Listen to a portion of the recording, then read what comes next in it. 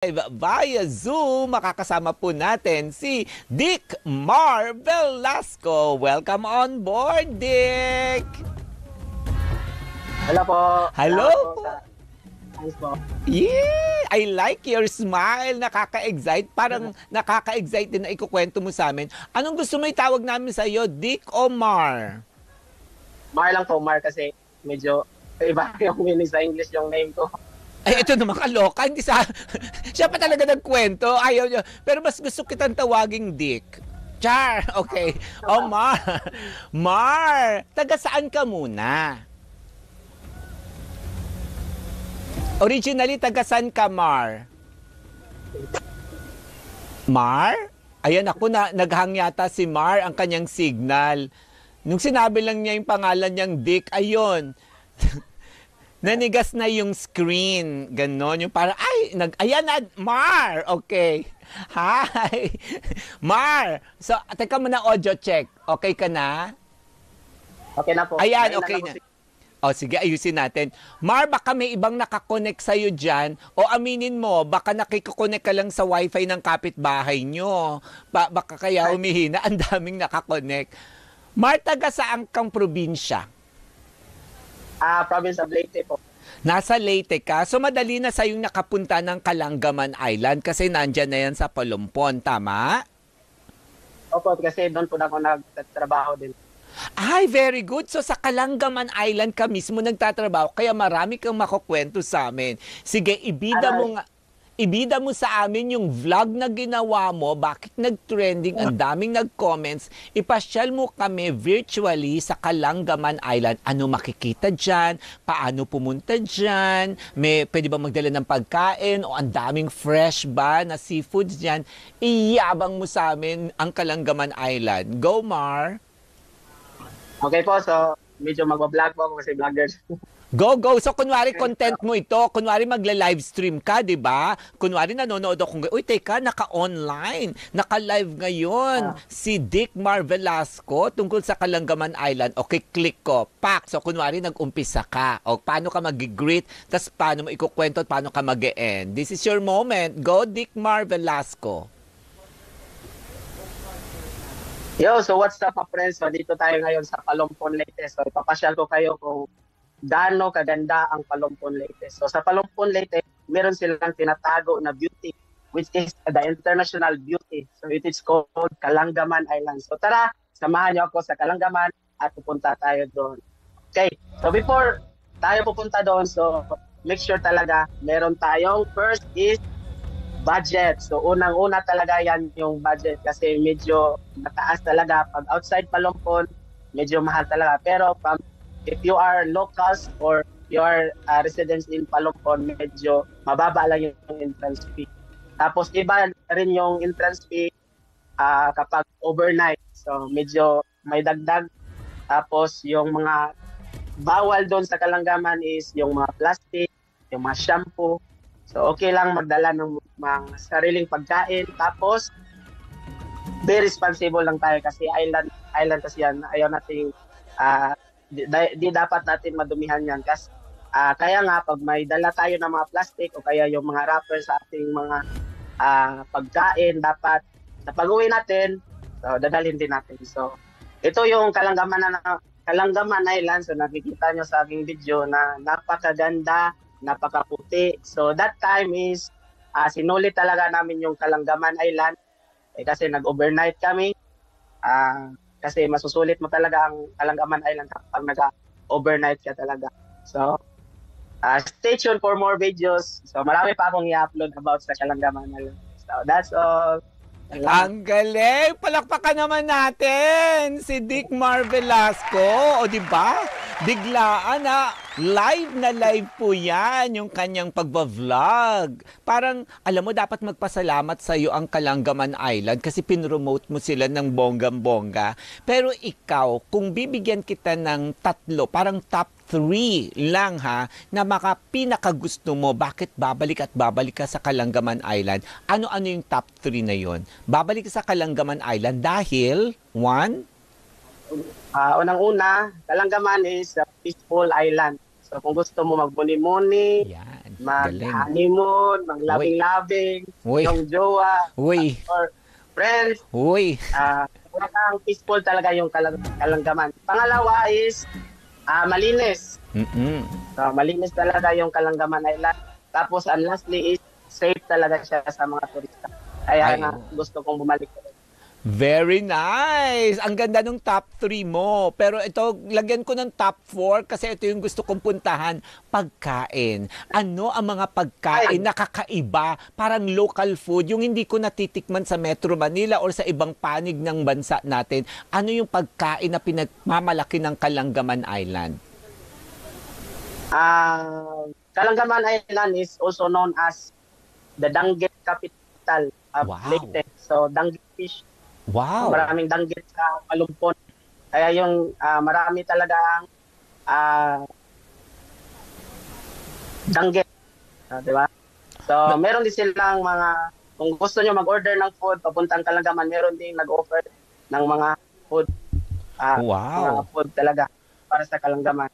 Oo. Kuya Mar, yung danggit niya, yun yung pinrinito na crispy, na malilit na isda, o may ibang luto pa kayo ng danggit? Kasi ang alam kong danggit, yung crispy na pinirito, yun din ba yun?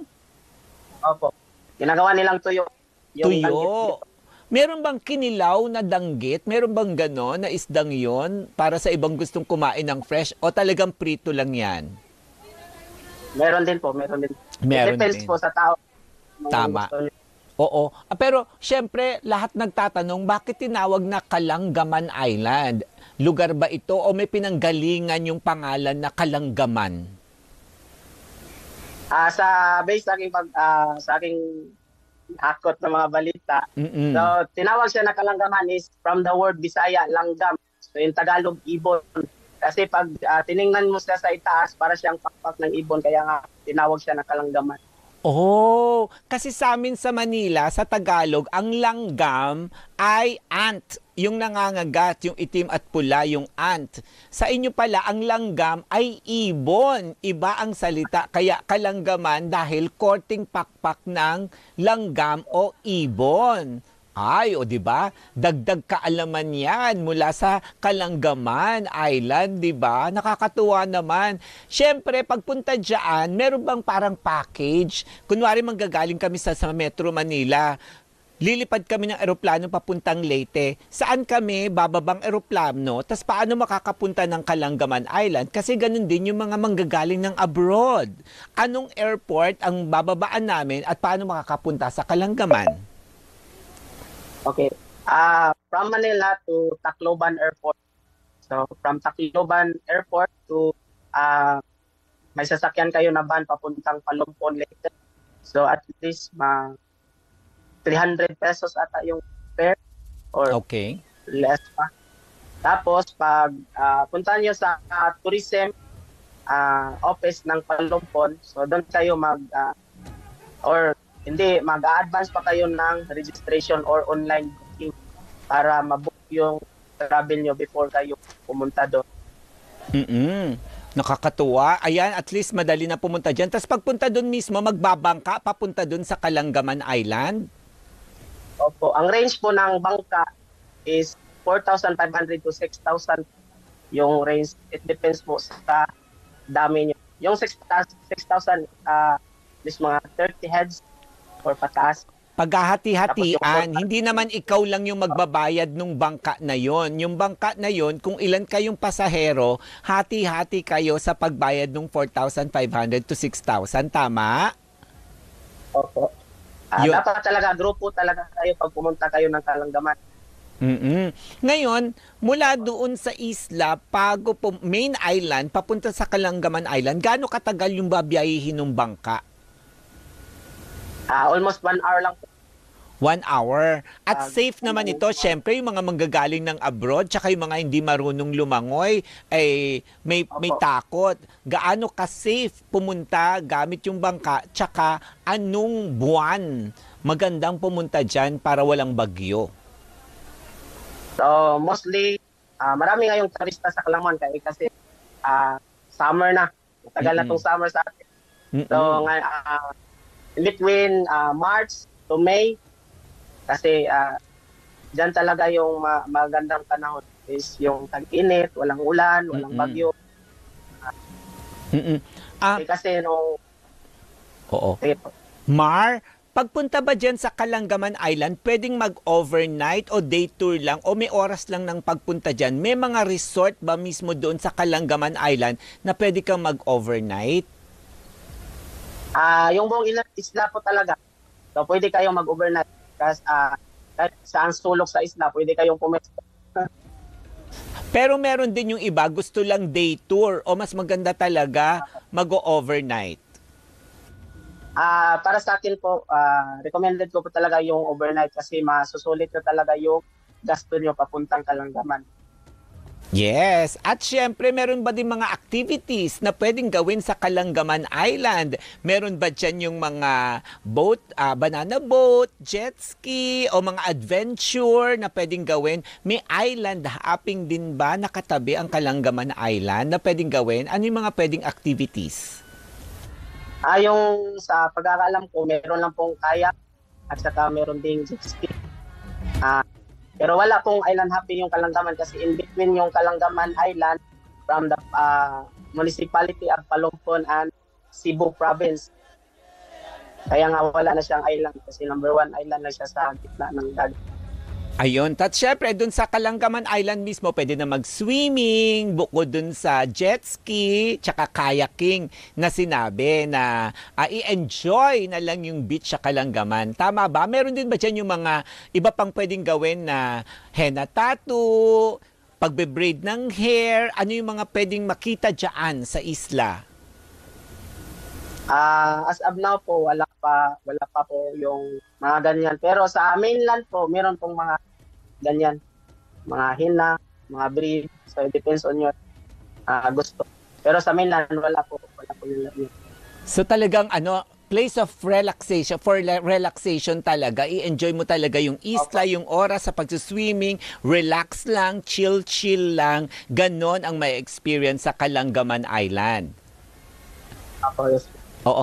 Meron ba, kasi ang ganda ng pagkakashot mo, sariling drone shot mo ba yan? Paano naman yung mga pupunta dyan na walang dalang drone? Pwede bang magpa-drone shot sa'yo or meron bang mga gumagawa niyan dyan para parang gusto mo yung hinahabol ka ng kapartner mo? Kapartner mo, di ba? Oy, balik ka na sa akin. Parang mga ganun drama na may pa-drone. Wala po, pero it depends siguro. Pag nandun ako, pag gusto nila, pwede lang po nila yung akong i-request. Kasi friendly naman po tayo. Ay, hanapin nyo si Dick Mar Velasco pag pumunta kayo ng Kalangaman Island at bonggang-bonggang matutulungan niya kayo dyan sa pa-drone shot niya. Itong pinapakita nating picture at video mo, walang edit-edit yan. Talagang kulay asul, berde yung tubig. As is yan, hindi mo yan photoshop. Yan ba talaga ang makikita? Yan po talaga. Kasi gusto ko talaga i-promote yung kung ano yung makikita nyo sa video. Ganyan din talaga yung sa reality na. Ang ganda! Siyempre, yung mga mamamasyal dyan, bukod sa souvenir photos at memories na makikreate nila, gusto nilang mag-uwi ng mga souvenir items. Ano yung mga souvenir items at mga pasalubong na pwedeng mabili dyan sa Kalangaman Island? Meron po, mostly nakikita ko ng mga souvenir items dito sa Kalangaman is yung iba't ibang uri ng basket. Kasi maraming gumagawa dito ng basket. Tapos bags, t-shirts, cap, or yung mga panyo. So lahat na po kung gusto nyo mug, tapos yung ID lace, meron po dito lahat yan. Pero dito yan yung mabibili sa mainland. So before kayo pumunta sa Kalangaman Island. Wow! O ayan na, bibigyan kita ng another content. Kunwari magla-live stream ka na naman. Pero this time, mag-iiwan na tayo ng mga tips, mga tatandaan pagpunta ng Kalangaman Island para alam mo yung, ay dapat pala nagdala kami ng ganito, ay dapat pala hindi na kami nagganito kasi gastos lang, dapat pala ganito, ganyan-ganyan, di ba? Para naman yung mga first-timers na pupunta sa Kalangaman Island, alam na kung anong gagawin at mako-compare nila yan naman sa mga nakapunta na. Sabihin sa'yo, Dickmar, dapat ganito, dapat ganyan. O sige, okay ka na ba? Ready ka na ba? Pero bibigyan kita ng intro ha. Narito na ang mga travel tripid tips ni Dickmar Velasco pagpupunta sa Kalangaman Island. Mahilig mag-travel pero tagtipid, kinig na at matuto sa Tripid Tips. Tripid Tips. Go, Dickmar! Alright, so gusto nyo ba makatipid papunta ng Kalangaman Island? So ito yung tips na ibibigay ko sa inyo para hindi kayo magasto papunta sa Kalangaman. Una is, talagang magdala kayo ng sarili nyong pagkain. Kung gusto nyo junk food, drinks, kung anong klase man yan na drinks, magdala kayo kasi mahal na pumunta na kayo sa island. Tapos, pangalawa, magdala kayo ng sarili nyong sabon or pabango ba yan or sunblock para hindi na kayo bibili pagpunta doon. Tapos, ano pa yung tips? Power bank, charger, ganun. Power bank is a must talaga kasi walang electricity doon sa isla. Tapos, tubig. Magdala kayo ng maraming tubig, inuming tubig kasi malayo yung isla papunta sa mainland. Tapos, and lastly is sunblock money. Lotion. Kasi hindi na talaga.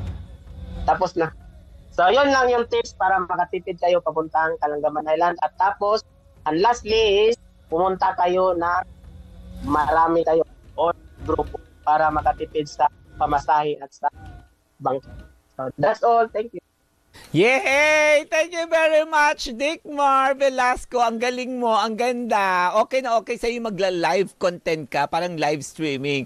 Kaya dahil dyan, Dickmar, please share your social media account at kapag i-upload mo tong episode na to, i-share mo at itag mo sa amin ha, yung Teleradyo Serbisyo at Radyo sa Istrenta para mas dumami pa pareho subscribers natin. Kaya please promote Dickmar Velasco para dumami pa ang followers mo. Tsaka yung mga gustong pasalamatan. Go! Unang-una, pasalamat po ako sa Promised Land Educational Academy Incorporated, which is my school that I was teaching. Dahil nangyari itong Kalangaman Island namin doon way back December, kasi Christmas party namin doon. Kaya doon namin i-hail sa Kalangaman Island. Shout out sa mga teachers. Please, sa mga gusto makita yung mga vlogs ko, you can connect me at my YouTube channel, Mafriend TV, at saka sa TikTok ko, Mafriend TV din, at saka sa Facebook page ko, Mafriend TV din. So, please, like, share, and subscribe, like, share, and follow, and always say, no hate, just love. Salamat. Yay! Love! Thank you, Dickmar! At teka, dapat mag-screen tayo. Paano ba ako? Yan. Dito ka sa kabila. Sa kabila ka. Yan. Lapit mo dun sa gilid. Sige pa, lapit. Lumampas ka naman eh. Lampas. Yan. O sige, lapit mo pang konti. Malapit na. Ayan na. O sige, pwede na yan. Thank you very much, Dickmar Velasco, sa napaka-game na game mong pagbabahagi ng Kalangaman Island. Diba? Nakakatuwa. Actually, laki ng kamay mo eh. Ang liit lang nun sa akin eh. Kitang-kita tuloy na 4'11 lang ako. Kaloka, diba? Naghugas burger daw tuloy. Sabi nila Mami Jing Castañeda at Kuya Jonathan Maestrado. Thank you very much! Marami tsak na pupunta sa Kalangaman Island dahil sa'yo. Yan po ang ating content creator, influencer at uploader na si Dickmar Velasco na ibinida ang Kalangaman Island.